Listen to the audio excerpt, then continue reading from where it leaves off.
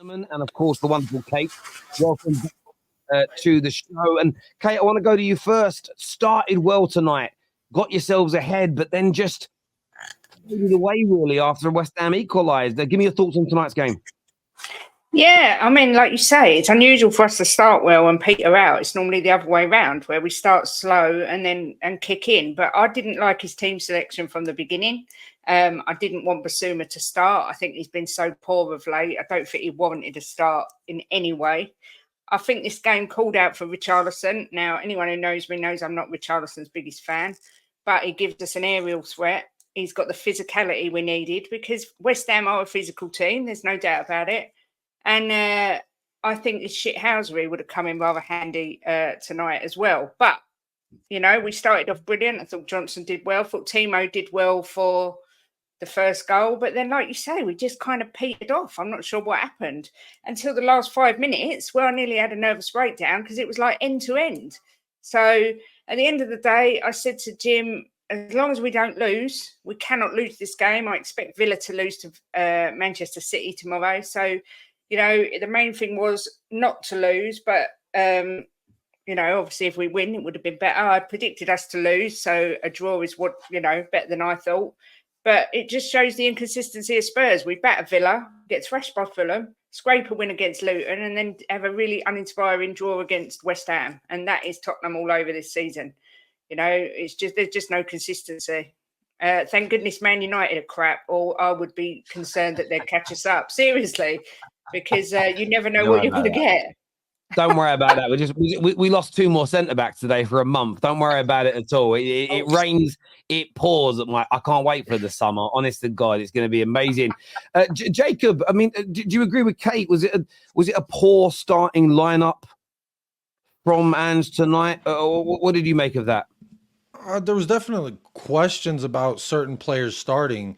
But I thought, you know, in regards to Basuma, he was the player. I didn't realize why maybe Sarr got benched. I think he's one of our best midfielders. And Basuma for the first 45 last week seemed very uninterested. And I thought the same thing this first 45. He was reluctant to pick the ball up and carry. And you see in the second half when he did, he found success. He's very good at doing that. And it's this reluctance. To me, I'm more blame it all. And we're waiting for the perfect moments to find it on the right or the left and sizzle it across a 6-yard box, and these goals are becoming identical. I felt like the whole match, I was just like, can someone shoot it? When Son picks the ball up, can you just please shoot it? Madison, you just got the ball right there, shoot it. And it just felt like we were taking too long with the passes. The passes didn't have enough mustard on them, or they had too much mustard. It just seemed to me like we were playing down to West Ham's level, and I just feel like our squad players at some point should have taken over. It really feels like a loss for me. It doesn't feel like a draw. I don't care about a point in this sense. I wanted to see us capitalize on gutting out a win versus an okay Luton side. And this is an even better side. And we did poor. And to me, it's just kind of indicative of where we are. We lack creativity in that final third. We dominate the ball. I thought we played the better match. We just, when it comes to that final third, no, it just seems like we're just standing around and one person will come closer to the ball, receive it, and then pass it straight back to whoever the furthest lying man is. And to me, I get bored of that. This horseshoe Hotspur football thing, that to me, it's not an indictment on Ainge's tactics. I feel like it's an indictment on these players' creativity in space and on the ball. That's just my opinion. I think that we just weren't good. We just were very much not good in that final third. And that's what you get, 1-1. Yeah, listen, I agree with what you said about the final third thing. And there was an element of, I suppose the expression that's used is trying to walk the ball into the back of the net a little bit at times. Will, how did you see tonight? Because it was a great start. It did peter out. What do you put that down to? I just put it down to necessarily the quality of our wingers. Look, it's been the same problem all year. We don't have, like, a couple of Brendan Johnson's crosses to Timo Werner were just either 2 yards ahead of him, 2 yards behind him. Even the balls that were played into Son in the middle were always on his back foot. He had to take a step back to get to him. The passes aren't being made in stride, which makes it far more difficult for the people trying to finish them actually. Like when you have to change your body, when you set your body up to receive a ball and then you have to change it in order to pick it up, It doesn't allow you to get quality strikes and on goal. I didn't think we necessarily played poorly. It's just the same problems that we've had all season, is that our wingers just don't cut the mustard. We need quality wingers to match the quality of some of our defenders and some of our midfield and Heung-min Son.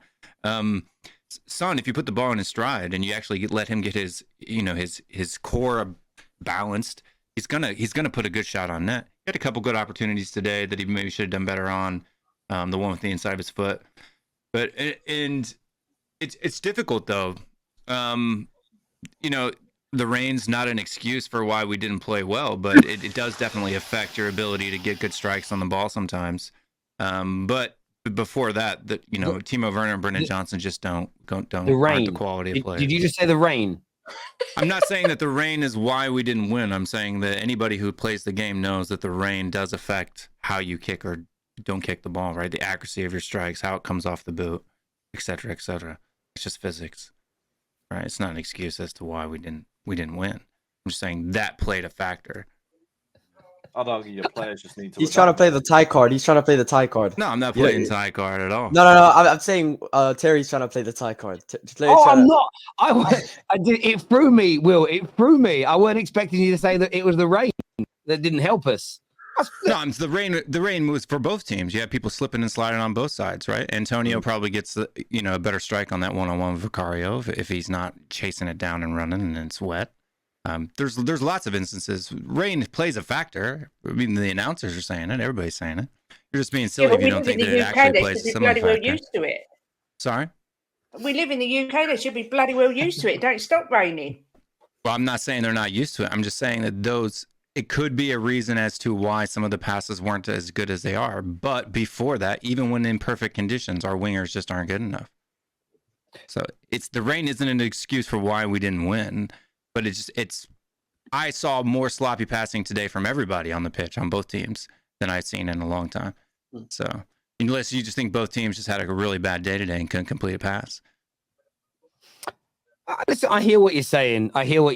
I'm just, someone said, has Terry ever played football? No, I have played football. I have. And maybe it's just the era I was brought up in. If I had a bad game and said it was raining, I didn't think we played badly. My coach would slap me, followed by my dad. I'll get such a slap. Maybe that's why it's ingrained in me. But you don't think Spurs play badly?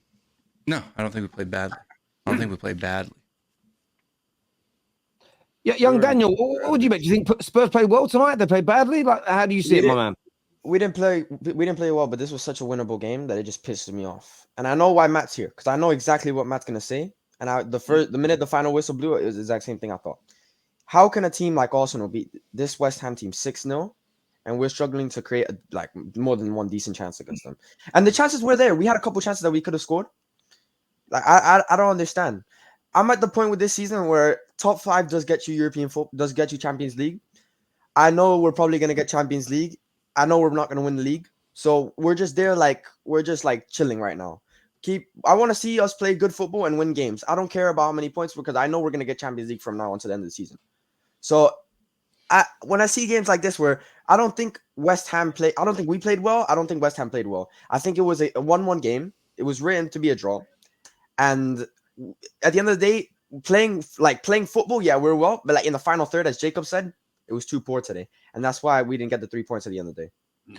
You've been someone that's kind of propped Johnson quite a bit. I know he scored that goal tonight, but outside of that, it was almost 90 plus minutes of just sprinting. Yeah, and I think BJ's getting a lot of criticism, and he's played well recently, but today was not his day. Today was not his day at all. Even though he scored a goal, I don't think he was good today. Him and Werner. It was just constantly going down the wings and crossing the ball, and either it would go to Werner and he wouldn't be in the right position, or Brendan Johnson wouldn't be in the right position. The one time it worked was the goal.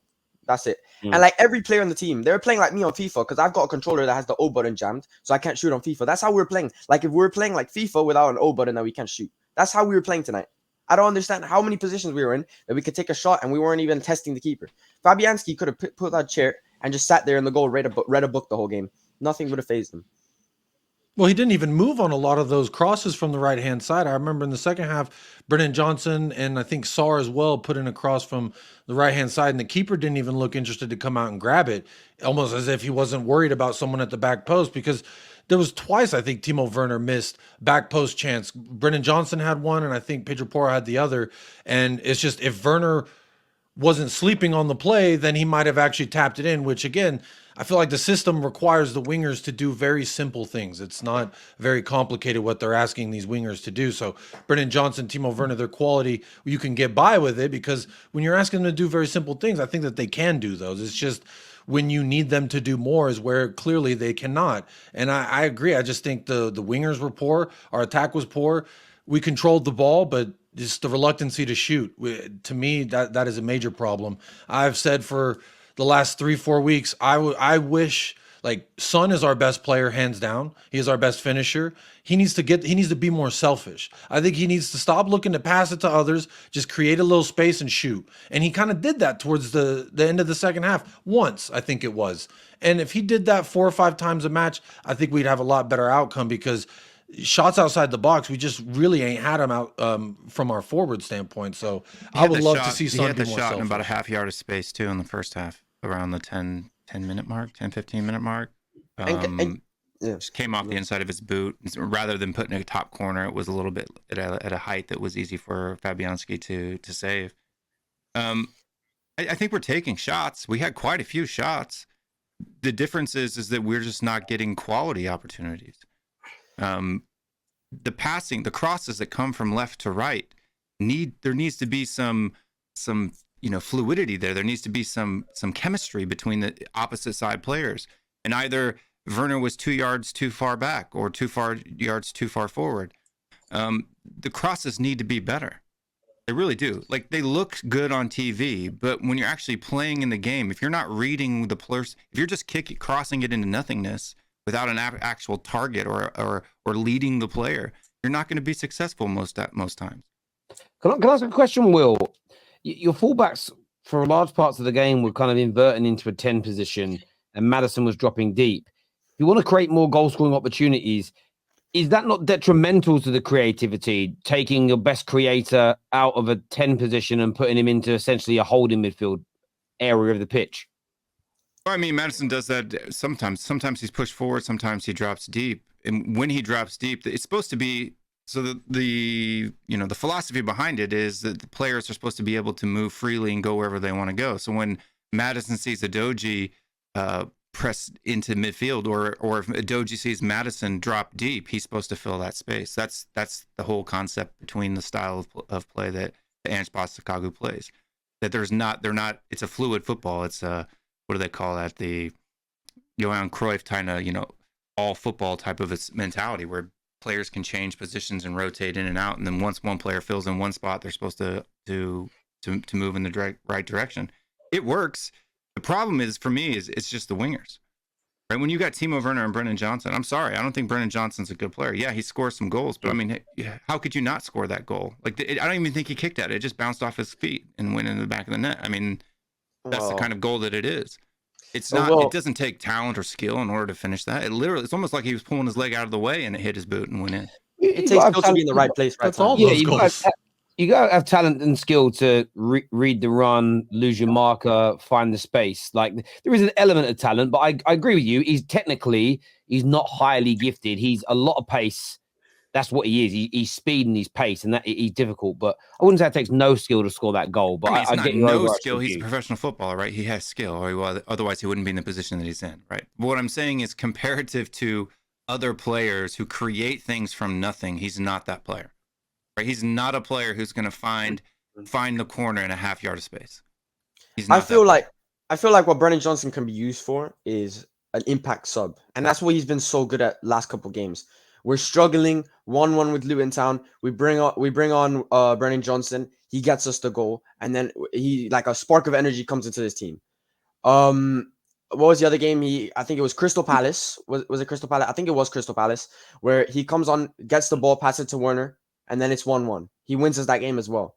I think that's where that's what we could best use him as, impact sub. When we're struggling, when we need a little bit of pace, a little bit of energy, we bring on Brody Johnson, and most of the time it wins us the game. That's what happens like a lot of the time for us.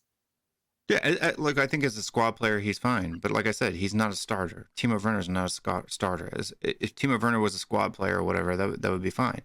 The problem is we literally have, 7s and 8s across the pitch, except for in our winger positions, which are the most essential positions in a Postecoglou system, which is why I don't get it. I mean, Postecoglou himself has said it, that they haven't gotten their money's worth up front this year. Like the amount of goals that they should be scoring. This is why I would have started Sonny on the left and had Richie in the middle, because I just think it's more effective that way on a game like this against a low block team. Richarlison's got the physicality. I just think it would have worked better. I was convinced that's what he'd do. By the time he brought Richarlison on, he didn't really have any time to make any impact. But I mean, you're just stealing from Peter to pay Paul at that point in time, right? Richarlison's not going to do anything. Well, how do you know? What, are you a clairvoyant? Yeah, I am. Congratulations.